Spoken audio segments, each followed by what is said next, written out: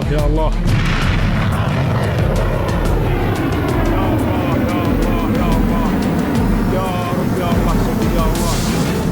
يا الله يا الله يا الله يا الله سيدي يا الله يا الله الله أكبر الموت لأمريكا الموت لإسرائيل اللعنة على اليهود النصر للإسلام لبيك يا أقصى لبيك يا أقصى لبيك يا أقصى الآن تسقط طائرة من نوع MQ-9 في أجواء الحديدة يا الله لك الحمد يا الله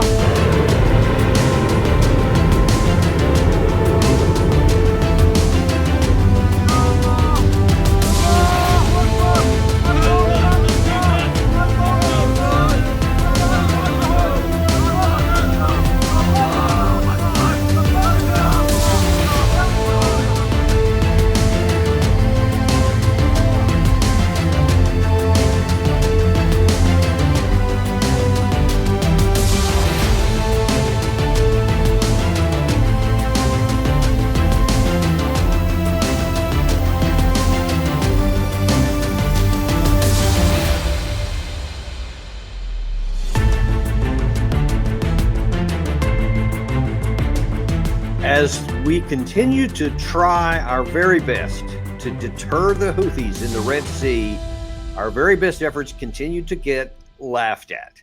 Now then, not only are we getting laughed at, but now we're also losing $30 million pieces of equipment because the Houthis, who we like to ridicule and talk about how backwards they are, has just shot down one of our big drones, the MQ-9 Reaper, I believe it is. And Gary, you got a picture of it right there. Yeah, the mainstay of the American military's aerial surveillance fleet, which, you know, is kind of important to us to have. And so now then the same Houthis, after we've launched all these missiles and all these threats and everything, they've knocked it down again. And if we look at what they have said in response, we'll get to that in just a second. We're going to find out it's making us look pretty bad. And to try and break down some of this and some of the reasons for all of these attacks continuing in the first place, because we always look at the bottom line, we have Matthew Hoh, the favorite of our show. Matt, welcome back to the show. Hi, Danny. Good to see you. Well, it's another one of those situations to where we're going to have to talk about some things that just make you shake your head about what are we even trying to accomplish here. This is the latest one. Well, so as you might guess, if they knock down one of the mainstays of our aerial fleets of reconnaissance, that they're going to gloat a little bit, and it didn't take long to find this. تعالى من إسقاط طائرة أمريكية MQ-9 بصاروخ مناسب أثناء قيامها بمهام عدائية ضد بلدنا لصالح الكيان الصهيوني. إن القوات المسلحة اليمنية لن تتردد في اتخاذ المزيد من الإجراءات العسكرية وتنفيذ المزيد من العمليات النوعية ضد كافة الأهداف المعادية. And, you know, they went on to say that this was in support of the Palestinian people, because it's not just out of nowhere like what people like Jack Keane love to claim, and so many others, that this is out of nowhere for no reason. They're just trying to shoot a bunch of stuff in the Red Sea. So we got to go after them because they're bad dudes and bad hombres and all this kind of stuff. But actually, there is a reason for it. And when we take actions like this, we don't have a military strategy. We don't have a path to succeed so that we can even measure if these things are succeeding. This is the kind of open-ended commitment you get. And by the way, this is supposed to be, by many accounts anyway, a deterrent to the bad guys. But as CBS News even commits, it's not happening. These latest attacks come just days after the U.S. imposed financial sanctions on the Houthis in an attempt to dissuade them from continuing these attacks. But the Houthis have already said they consider these financial sanctions a badge of honor. A badge of honor. I keep hearing that a lot of people are suggesting that not only the Houthis not deterred, but they're actually excited about this because they did. I think, as you and I talked about the last time you were on, they stood off against Saudi Arabia and their entire air force for the better part of 10 years, which they never were able to subdue them. I don't know why we think a few rockets are going to this time. That's right. I mean, it's just, as we watch this, you know, we've been here before.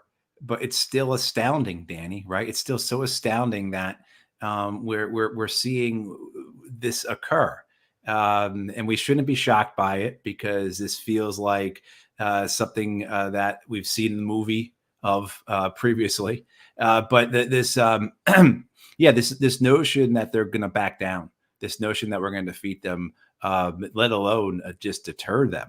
And the fact that it's clear to even the most forgiving of the American media that this is not going to work, and that they're willing to say it, shows just how impossible this policy is. And then what's even more concerning is just the waste of it, right? The waste of this moment, whether it's the loss of lives, whether it's the continuation of a conflict in Yemen, going into, its second decade now, whether, just in a different form, whether it's the possibility of that conflict erupting again. I mean, just all the different things of in the moment that are really, really difficult to watch, but also 2, 5, 10 years from now, what does this do to the American position, not just in the Middle East, but across the globe, as well as, here at home, as we continue to throw one wasteful, more, as we continue to waste more in these overseas ventures that at best don't work out right, but most often, right, are counterproductive and dangerous. Matt, let me ask you this, because on that same CBS program elsewhere, they had, I believe it was the commanding admiral of the fleet that's in that area that's conducting all these operations here, and Nora O'Donnell asked him, what is this the objective here? And he said, well, listen, we are degrading their capacity, and we'll keep doing it to degrade their capacity. Is that actually a viable possibility? Can we knock enough things out that all of a sudden they're not going to have any more missiles to be able to shoot? Or are they going to be able to find some anyway? How do you see that playing out? Well, if the Saudis couldn't do it in 9 years, along with an Emirati ground invasion, I don't see how a handful of surface warfare ships, along with one aircraft carrier, plus some fixed wing, of course, fixed wing aircraft we have in a region flying out of Jordan, Saudi Arabia, Qatar, etc. I don't see how that's going to degrade and ultimately destroy the Yemenis' ability to carry out these operations off of their coast. Again, if the Saudis and Emiratis couldn't do it in a decade, why do we think that we could possibly do it in the span of a few months, when we're already so overextended? When we're right, I mean, when the it's just not just the munitions that have been overextended, but it's the actual manpower of the armed forces. The Navy, colleague of ours, Larry Wilkerson, talks about this quite a bit. The Navy doesn't even have the manpower right now to sail all of our ships, right? We don't have enough people to fit out our fleet, to crew it out. Wait. So all these people who keep saying we don't have enough ships, we need whatever 500 ships or whatever the number is. We don't even have what we got. We can't even man the 270 or 275 or whatever is the number we have now. So, I mean, this idea that somehow, this is going to work out better than all these other inept escapades have in the past. It's just, you really have to marvel at the people we have in leadership. And the fact, again, that the American media is willing to question it, which it itself so seldom frequently does, or at least it takes the American media a while to question it, right? So usually American media, anything.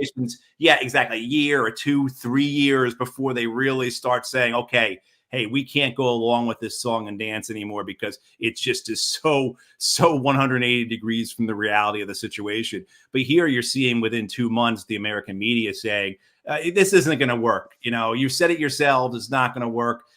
So the idea, though, that that we are going to bomb them into submission, if anybody who's watching cares to remind me where that has worked before, please do, because it's never worked. And particularly against an enemy that just was victorious in a decade-long war of invasion and occupation.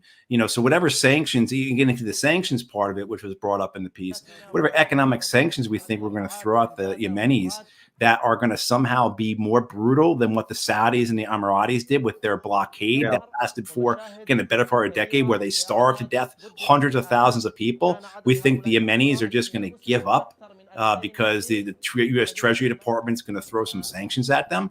I mean, it's just... we have such a great track record with sanctions, like in Russia, where they actually got stronger. But anyway, sorry, Will. Right? I'm distracted from that, but... it is. It's just, I think, so enraging for a lot of us to be watching this, seeing that the evidence, the historical record, all of our experiences, it tells us that this is not going to work. At best, it's just not going to work. That's the best that's going to happen. But more than likely, it's going to be counterproductive. More than likely, it's going to put forward some consequence that we could throw things out in the air, Danny, of imagined things. But most of the time, these consequences, that are inevitable from warfare, are often things that you can't foresee, that you can't predict, right? Yeah. So we don't even know what could come from this. Well, we actually want to look at some things that may come from this, because this is just one piece of a lot of bad strategy and tactics that we got going on that are not connected. But as we talked about at the outset of this, and was actually mentioned by that rather animated Yemeni spokesman, that all of this is directed toward helping what they think is the Palestinians in their war between Israel and Hamas, with, of course, there's so many Palestinians, innocent Palestinians who are being killed, and there's increasing pressure from all different quarters on Israel to back off of what they're doing, to start doing, taking care of the civilian population.